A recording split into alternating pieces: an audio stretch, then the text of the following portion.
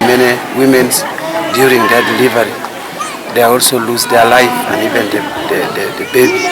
So we need them to pull up their socks so that they improve that road. The road economy to Alurcheng is also submerged by the water. As I talk now, it is not passable. So we need, actually that one is belong to central government. But we need our member of parliament, our district leaders to at least to take our voice to the central government so that they could come and help us. Ibuje attention is actually flooded.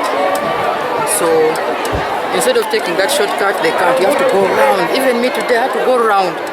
So I think as government, as Minister of Works, together with UNRA, they need to take it as an urgent issue. This road is not very good because of the flood of the water across the road.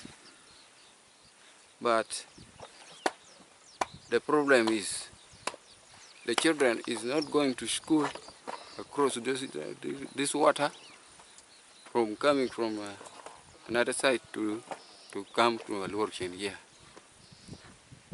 Second, the people cannot take the drug from the medical center, Ibuje.